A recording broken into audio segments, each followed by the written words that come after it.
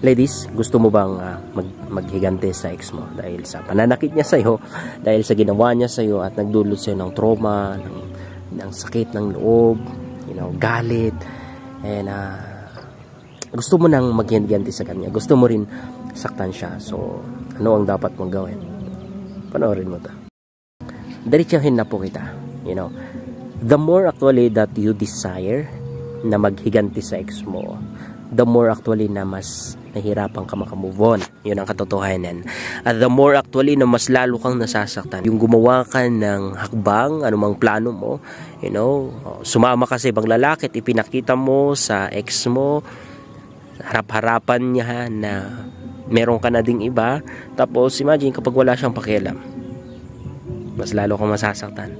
At the same time, inside you, kapag mahal mo pa talaga yung ex mo at hindi ka nakakamove on, the more mo na sinasaktan siya, sasaktan ka din. So, kahit anumang gawin mo, yung feeling or yung desire mo na gusto mong maghiganti sa kanya, never na magiging tama. Okay po ba? Pero hindi ko po sinasabi na hindi ka makakapaghiganti sa kanya. Meron. Panoorin mo hanggang sa last part. Ito pa. Always remember that revenge is for God. Hayaan mo na kapag ikaw talaga ay believer ni Jesus, ikaw ay mahal ng Diyos, ikaw ay mahal at meron kang relasyon kay Jesus, maniwala ka sa hindi. Siya ang magre-revenge para sa'yo. Siya yung gagawa ng way para ma-realize ng mga taong nanakit sa'yo, nagbigay ng trauma sa inyo, that meron silang nagawa towards you. Sila yung magpapakumbabang darating sa'yo or magpapakumbabang lumapit sa'yo at humingi ng tawad. At the same time, sila yung mas matorment, mapahirapan sa kakaisip, walang totoong kalayaan sa buhay. So, maniwala ka sa hindi. Pinaka the best na gawin mo is that ipasa Diyos mo na lang. Sabi mo, Lord, sorry po kung hindi ko sila napatawad. Sorry po kung nagtanim ako ng sama ng loob sa kanila dahil sa ginawa nila sa akin, ginawa niya sa akin, patawarin niyo po ako.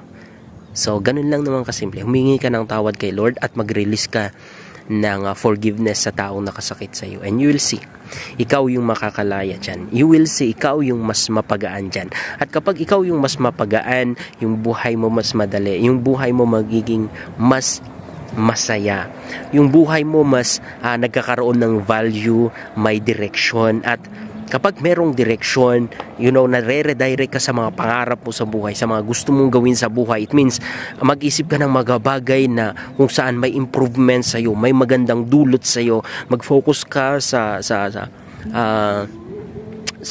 work mo, sa pag-aaral mo, or sa business mo, and you'll see that someday somehow mas worth it yun na ginawa mo kaysa yung magmumukmuk ka, pahirapan mo yung sarili mo, kakaisip sa ex mo or kakaisip ng way kung paano makapaghiganti sa ex mo. Magiging kawawa lang ka lang dyan. Ikaw din lang ang talo at the end. So, it is better na ipasa Diyos mo na lang. It is better na mag-release ng forgiveness even po na hindi pa sila humihingi ng forgiveness sa'yo. Even kahit na napaka-pride nila, even kahit kasalanan nila is that hindi pa sila lumalapit sa'yo, mag-release ka ng forgiveness. And you will see, ikaw yung mas magkaroon ng peace of mind, ikaw yung mas makakatulog. Kasi ibig lang sabihin yan is that matured ka. Ibig lang sabihin yan kapag nag-release ka ng forgiveness, pinapakita mo na masaya ka kahit wala siya, na kaya mong mabuhay kahit wala siya. Maniwala ka sa hindi. Napakagaan po ng pakiramdam kapag nag-release kayo ng forgiveness. So yun yung pinaka dapat mong gawin, at ipag-pray mo kay Lord na maawa siya sa taong nanakit sa'yo, baka masobrahan niya kasi, ipag-pray your enemies, the Bible says, okay? At the same time, mag-focus ka sa goal mo, bumalik ka sa mga bagay na gustong gawin. Mag-focus ka sa development mo, mag-focus ka sa mga bagay na may value, may nidadagdag na maganda sa'yo. Huwag kang mag-focus sa mga negative na nangyayari sa buhay mo. Napaka-natural lang po na almost lahat ng tao ay dumaranas ng hirap, ng bagyo sa buhay. But trust me, after every storm, there always is sunshine. May magandang mangyayari. Pagkatapos ng napakahabang gabi, merong umaga.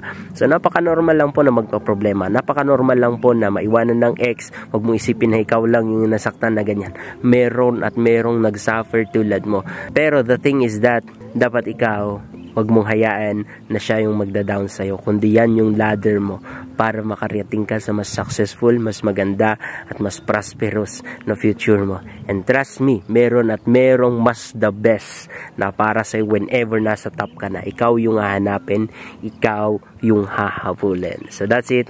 God bless.